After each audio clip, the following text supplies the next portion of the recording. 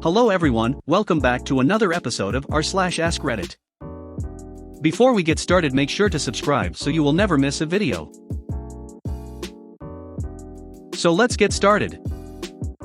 Redditors whose job requires them to go into other people's homes for a living. What's the most bizarre thing you've seen or found? Pet sitter here. If you don't find a secure place to put your sex toys, your dogs may bring them to guest in your home. Can confirm. My dog once found a bottle of my lube, chewed it open, then carried it into the living room. Thankfully I spotted it before anyone else did, but he had greasy lube farts for days. Realtor here. I was showing a house that was supposed to be empty. I knocked and rang the bell to make sure. Once inside, I walked into a bedroom and found the current tenant, but as naked, absolutely slamming on an electronic drum kit in what was a mostly soundproof room. He never noticed I was there, but I'll never forget him. Did you touch my drum set? Well, at least you know the soundproofing is good. Oh boy, time for me to dust off one of my classics. I used to be pool guy. I used to go into people's backyards to clean their pools. One week, it was a 4-day week due to a holiday, so I'm not going on the scheduled days. I'm cramming 5 days of work into a 4-day week. It's a hot summer day, and I walk into the backyard of this house, get through both gates, and I'm met with an odd sight. These two kids, maybe 14 or 15, are absolutely, but as naked, cuddled on a poolside recliner. I look at them, they look at me. I immediately turn around and they run inside. I see the owners all the time, but I've never seen these kids before. Next week I go, the wife was outside, and we started chit-chatting. I ask her if she's had any visitors recently. She says no. I let her know that I saw some kids in her backyard, and she cut me off. She says, "Yeah, surprised you haven't met them, let me introduce you." They were brother and sister. They canceled service within 2 months. Back in my teenage babysitting days, I regularly watched 3 kids whose parents kept one of those enormous packages of hot dogs out on the kitchen counter. Everyone in that household would just wander by and grab a room temperature hot dog as a snack whenever they felt like. I babysat for them 2 to 3 times per week for over a year, and never not saw those hot dogs. I wonder about them all the time. ETA, thank you for the awards, you beautiful strangers. And for the tales of your weird, wonderful childhood snacks. My favorite was mushing Chef Boyardee raviolis onto toast. I sent you my room temperature hot dogs, please respond. My favorite snack as a child was a cold hot dog right out of the fridge. I'd nibble/peel the casing off, and then eat the naked dog. It's amazing that I'm not a serial killer by now. Former babysitter, one house, a toilet in the hallway. Not a bathroom, just a toilet literally in the middle of a carpeted hallway, middle of the hallway, but against a wall. That totally worked. It was parallel to the wall, not perpendicular, there was zero cover around it, and it faced the stairway. So if you used it, and somebody came up the stairs, you were going to be making eye contact. I never understood it. It looked like someone just set a toilet down for a minute.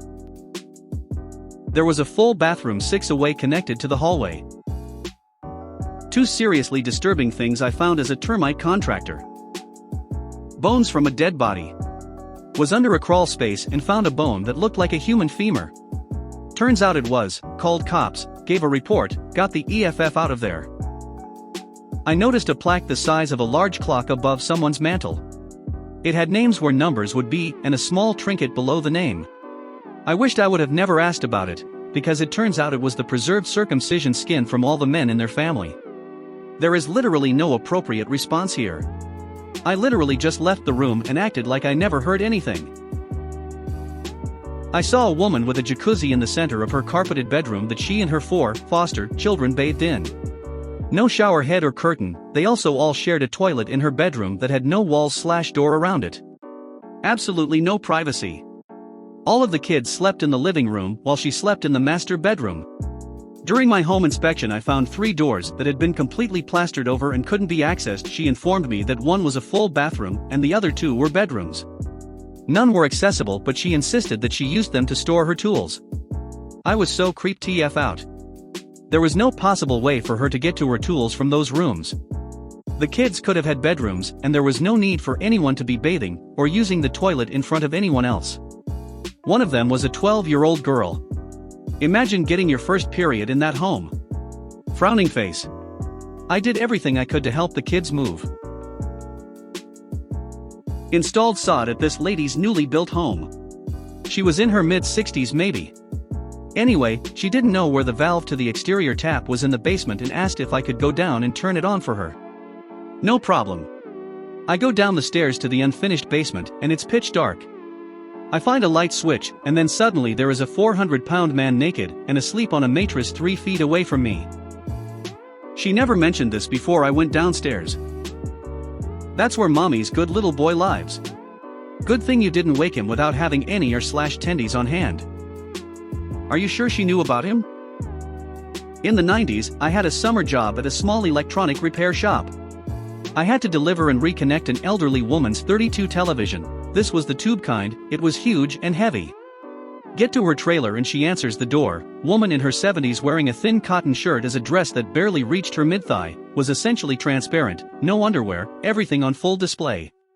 Kept my eyes averted as I hauled the TV in and reconnected it to the cable box and VCR. When I was done, she took me to her bedroom. All 4 walls were covered in crosses and crucifixes of all shapes and sizes. She pointed out gold-plated ones, a crucifix made from olive wood from Israel, another of lapis lazuli, etc.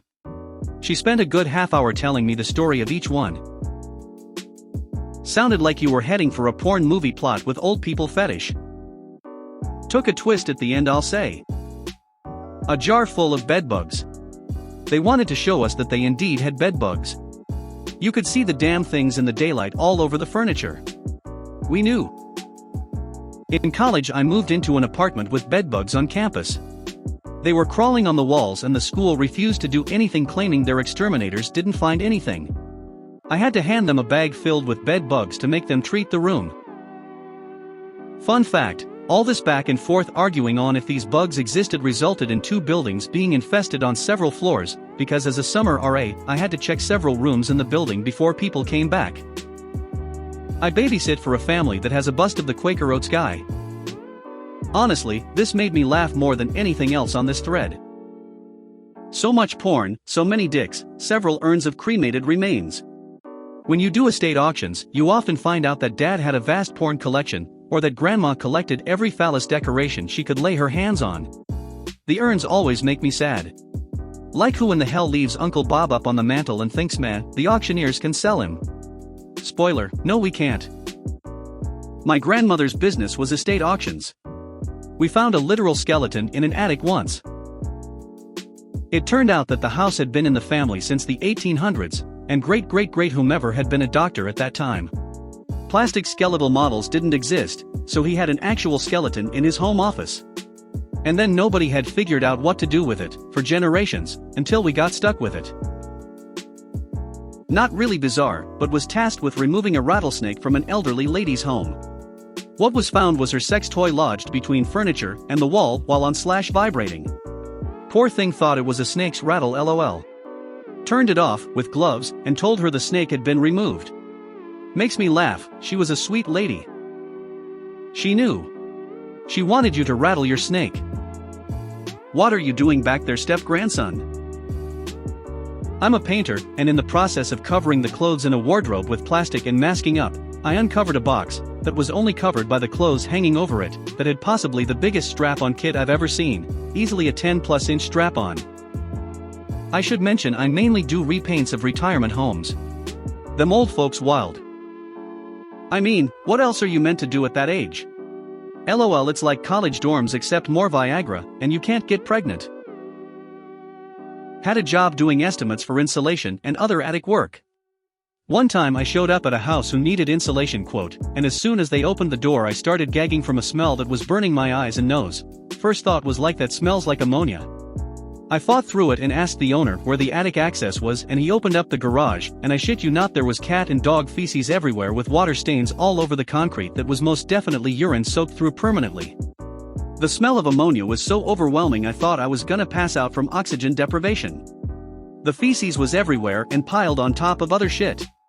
You couldn't take one step in the garage without stepping on it. Still standing outside the garage door I saw the access had no ladder, so told the guy I would be right back with my ladder. I got in my car and took a few minutes to catch my breath, then called my boss as I noped out of there. My boss called animal control, but have no idea what happened after that. I used to work in frontline child protection.